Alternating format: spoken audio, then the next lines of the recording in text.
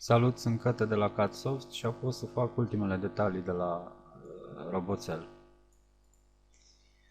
Bun, să mă uit în primul rând ce am uitat. Da, observ că cercurile trebuie să fie deasupra dreptunghiurilor.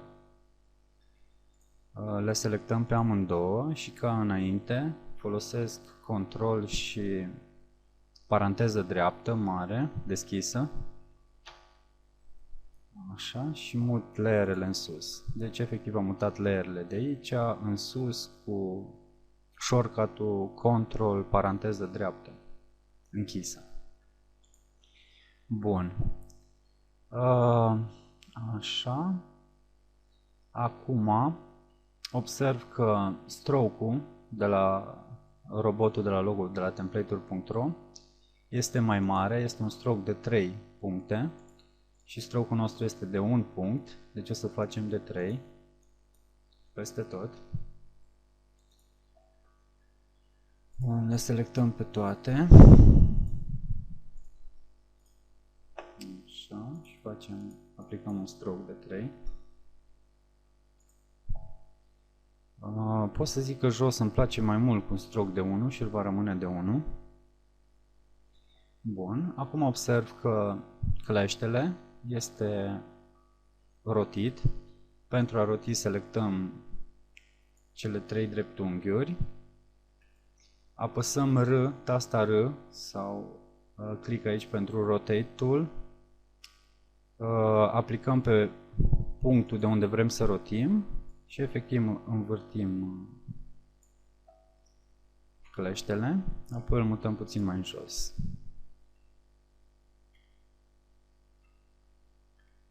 Bun. La fel și cu cleștele din dreapta, selectăm toate dreptunghiurile, apăsăm R de la rotit, selectăm punctul de unde vrem să rotim și îl mișcăm. Bun, să mut robotul ăsta puțin mai în stânga, să nu ne încurce. Perfect. Acum văd că rotița trebuie să fie peste clește. Din nou selectez cercurile, control și paranteză dreaptă închisă, le urc în sus. Așa, să ne uităm la alte detalii pe care le-am uitat. Momentan e ok. Acum o să facem cercurile din mijloc. Pentru asta selectăm cercul, căutăm să vedem exact unde este, selectat, așa, dăm click pe path și dăm duplicate path. Asta ne creează încă un cerc deasupra cercului nostru pe care ne ducem și îl facem mai mic, așa, și schimbăm culoarea filului în ceva mai închis. Ok. Bun. Chiar ceva puțin mai deschis, văd.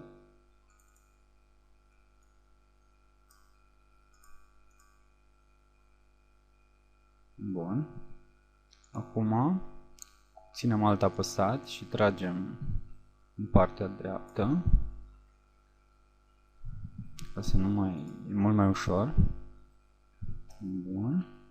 Și tot la fel, ținem alt apăsat și tragem sus. Bun, pe aici ușor mai trebuie să-l micșorăm puțin. Așa. Și din nou îl selectăm, ținem alt apăsat și mutăm în partea stângă. Bun, observ că este sub cercul nostru, dau Ctrl Z ca să fie din nou selectat și cu Ctrl și paranteză dreaptă îl urc layer-ul până este deasupra layer-ului cercului de dedesubt.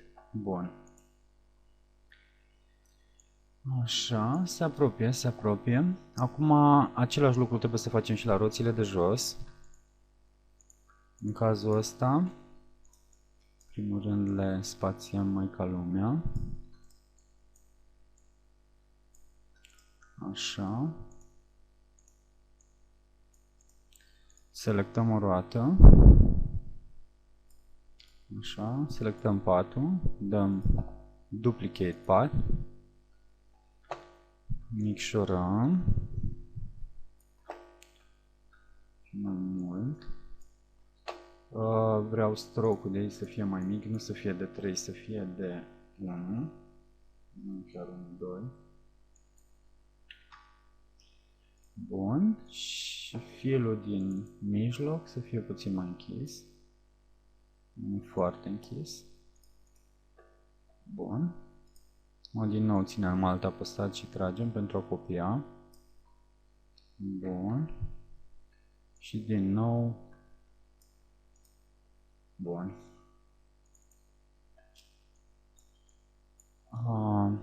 Acum văd la roțile de aici că stroke-ul de afară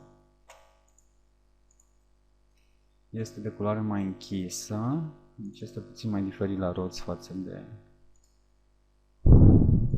așa, deci stroke-ul este de 5, stroke-ul exterior și o culoare mai închisă, mult mai închisă, așa, și la fel la stroke-ul interior, este o culoare mult mai închisă.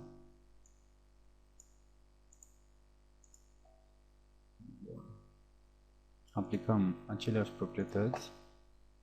Prima oară selectăm elementele, apoi cu Eyedropper Tool sau cu I. Așa. Luăm proprietățile. Nu selectăm cercurile, luăm proprietățile. Așa. Bun, și mai văd că cercurile ar trebui să fie sub dreptunghi. Le selectăm pe toate. Din nou mutăm layerele în jos cu o poziție și acum este exact acolo. Bun, ce mai rămâne de făcut este să rotunjim colțurile și să le mișcăm puțin să arate așa. Bun, pentru asta luăm direct Selection Tool sau tasta A. Asta ne lasă să selectăm câte un punct. Selectăm punctul de aici, îl ridicăm puțin în sus. Așa. Momentan el este drept. Trebuie să-l facem rotunjit. Atunci selectăm Convert Anchor Point Tool sau Shift plus C. Apăsăm pe punct și începem să tragem. Bun. Același lucru îl facem și pentru punctul ăsta. Rotunjim puțin. Tool-ul fiind selectat. Nu-mi place cum s-a rotunjit. Rotunjim puțin. Așa. La fel și pentru punctul de aici. Așa. Și la fel și pentru punctul de aici. Puțin rotunjit. Bun. Acum observ că gâtul este deasupra capului. Pentru asta selectez tot capul și cu Ctrl și paranteză dreaptă închisă îl urc mai în sus. Bun. Capul este rotunjit. Nu este exact ca acolo, dar asta să mă trag puțin de punctul ăsta în sus. E puțin mai țuguiat. Nu chiar atâta.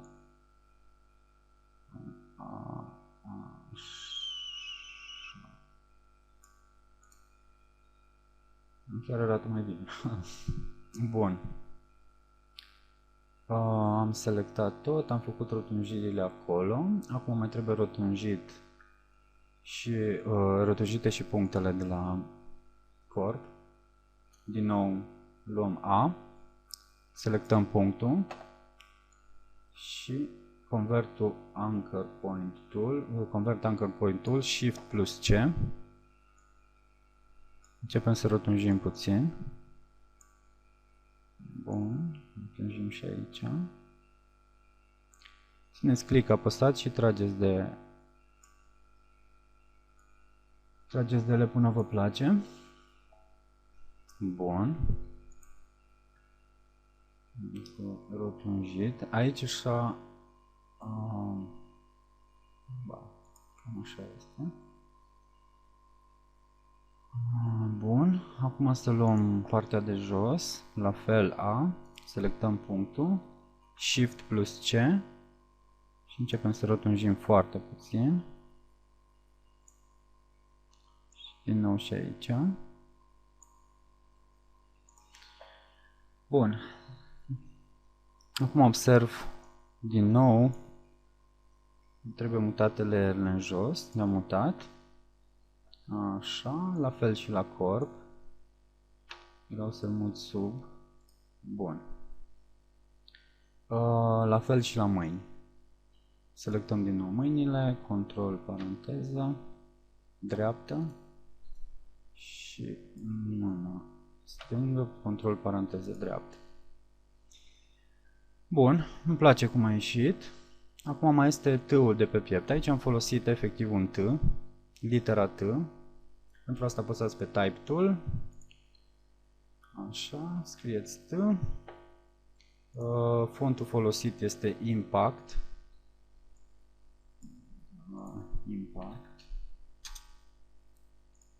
Că mă duc aminte. Da. Facem un T, punem pe piept. T de la template-uri. Cam asta era și ideea la logo. Bun. Acum ca să îl convertim să nu fie text și să fie shape, ducem pe Type, Create Outlines, asta ne transformă textul în shape. Așa, și o să iau direct proprietățile de culoare și de stroke de pe partenerul său. Bun, cam asta este tot ce am făcut în Illustrator. Acum o să ne mutăm în Photoshop, unde o să lucrăm la detalii, umbre și așa mai departe. Am observat că mai trebuia rotunjit jos. Deci să rotunjim și aici. Din nou selectăm punctul. Shift plus C. Începem să rotunjim puțin. Așa. Așa. Și așa. Și aici punctul ăsta este puțin mai în jos, să nu fie chiar drept. Bun. Cam asta este tot ce am făcut în Illustrator. În tutorialul următor o să-l mutăm în Photoshop, unde lucrăm la detalii. Mersi.